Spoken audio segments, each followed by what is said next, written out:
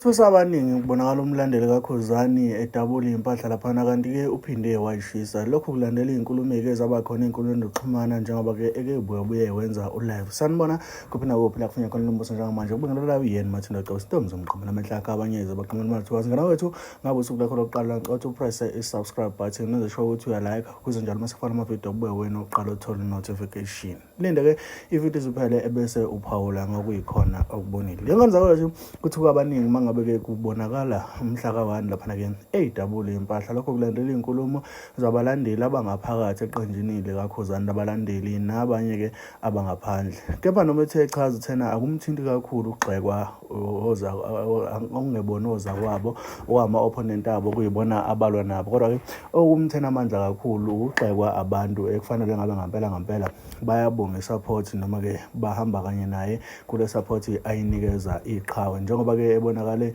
edabula iy'mpahla kulandela amazwi athi-ke mangabe-ke ugqoke umfaniswano kaKhuzani ngoba-ke ukhombisa ukuhlupheka. Kube sesho ukuthi yena bengazi ukuthi ngampela mangabe ukhombisa i-support uzuthenga iy'mpahla uzuyikorea lazi suka khona ufuna inhloso yokuthi ufuna ukusupporta noma-ke ufuna ukuyigqoka mangabe-ke iqhawe lisemcimbini, kanti-ke kusuke kuhlupheka lokho noma kusuke kuyisayini yokuthi uyahlupheka awenzi ngokuyikhona noma-ke izinto azikuhambeli kahle. Mntwana sekhaya njengokubonakela evidweni umhla ka-1 eyishisa lezi mpahla uthi-ke izona lezi ezimlethela ukukhuluma, kanti izona futhi ey'menza ukuthi abukeke njengehlupheka. Kuba seqinisekisa-ke ukuthi akashiyile eqenjini njengoba-ke bekaziwa njengengxenye yabalandeli. Ube-ke eseqinisekisa ukuthi akayekile nhlobo ukulandela uKhuzani, kodwa-ke uzokwenza ngendlela acabanga ukuthi iyona-ke ezomsebenzela ukuze engalokhu ey'thole ichaza phakathi kwabantu ukuthi-ke noma-ke kube ney'mpahla ezimchaza njengehlupheki. Tell me what you think ukuthi ngampela umhla ka-1 wenze okuyikhona noma-ke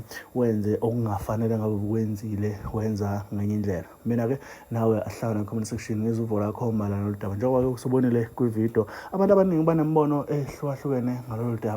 Tell me what you think ngokubona le video noma-ke emva kokuzwa lolu daba. Umehluki lowo ukuba yilo ngiseyilo inkinga sengizoba ileleli igqokela nje iyikipa zalo zakwaPep mayikho zikhona kwaPep, ezakwaMakhamba bazikhona kwaMakhamba, ezaseJet bazikhona kwaJet. Sengizoyigqokela nje zona, nginazo phela endlini ziningi futhi. Yazi ukuthi indlela eziningi ngayo la endlini ngixoxela. Yazi ukuthi mina ngaye ngagcwalisa ikhalibhothi nganikalekisela nganje.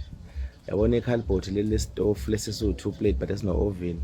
Ngaye ngaligcwalisa laze lagcwala ngaphinde ngalayisha uplastic eceleni. Yalento ngiyibona ukuthi izoqhuma ngibonile. Ngalayisha uplastic eceleni ngayo uphuma umuntu lezo impahla athi mina mfowethu ngoba ushiselwe indlu nazi impahla ngiyakupha qoqa. Nawo mina amafuhlulo lami la endlini nqwabo. Bathi lo yamfaniswana bese ugqokiswa uthando bese ngawugqokiswa inhlupheko. Kodwa ngoba senuwethi igama nathi umugqokiwe uyinhlupheko yiwodwa. Hayi khulekani bafana bakithi, mina ngingedwa ningixolele. Angazi abanye kodwa mina ngingedwa ningixolele.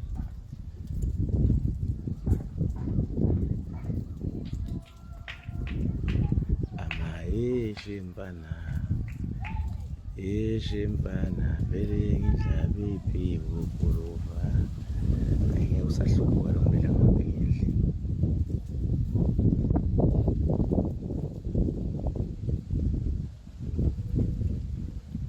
Thina saduma kahle kwakungelula siqala le ngombe. Thina sayiqala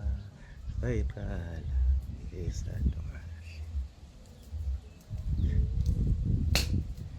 Thina saduma kahle kwakungelula siqala le Yesu. Vele saduma ngayo. Thina saduma kahle kwakungelula siqala le Yesu. Thina sayithatha vele saduma ngayo.